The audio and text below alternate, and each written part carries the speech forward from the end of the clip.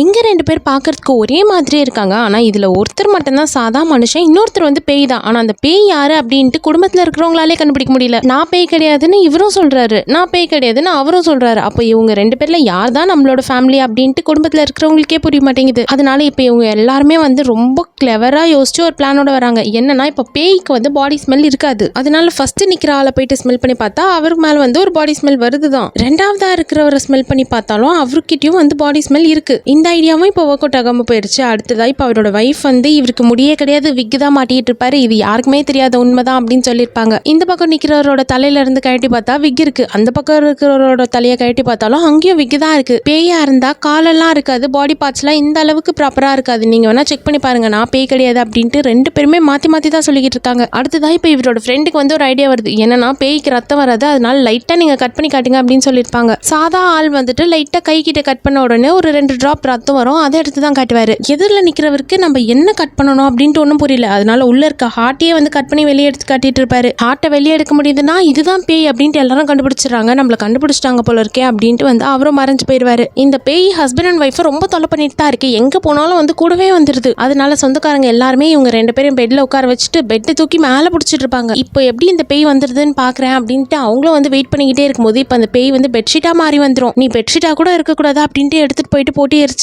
எங்க இருந்தாலும் கண்டுபிடிச்சிடுறாங்க. இப்போ எங்க போனாலும் கண்டுபிடிக்காத மாதிரி ஒரு இடமா இருக்கணும் அப்படின்ட்டு அந்த பேய் போயிட்டு டாய்லெட் சீட்ல மறைஞ்சு உட்காந்துரும். ஆனா அந்த டாய்லெட்க்கு வரவங்களுக்கு இங்க ஏதோ ஒன்று இருக்கு அப்படின்றது மட்டும் தெரியுது. அதனால நிறைய புகையெல்லாம் எடுத்து அடிச்சதுக்கு அப்புறமா இப்போ மறைஞ்சிருக்க பேய் வந்து கண்ணுக்கு தெரியற மாதிரி வந்துடும். இப்போ இந்த பேய்க்கு வந்து இவரோட வைஃப் மேல ரொம்ப பிரியம் இருக்கும். அவரோட வைஃப் கூட இருக்கணும் அப்படின்ட்டு இந்த பேய் ஆசைப்படுது. ஆனா இப்போ இவங்க 2 பேருக்கே வந்து இப்பதான் கல்யாணம் ஆகி இருக்கு. இவங்க 2 பேரையும் நிம்மதியா விடாம அந்த பேய் கூடவே இருந்து ரொம்ப தொலை பண்ணிட்டு தான் இருக்கு. ஆனா இந்த பேய்க்கு வந்து அந்த பொண்ணு ரொம்ப பிடிச்சிருக்கிறதுனால கூடவே இருந்தாலும் தொல்லலாம் பண்ணல. நான் உன் கூட இருக்கணும் அப்படின்ட்டு வந்து ரொம்ப கெஞ்சி பேய்க்கான மரியாதையே போற அளவுக்கு அழுது ஆர்ப்பாட்டம் பண்ணிட்டு இருக்கோம்.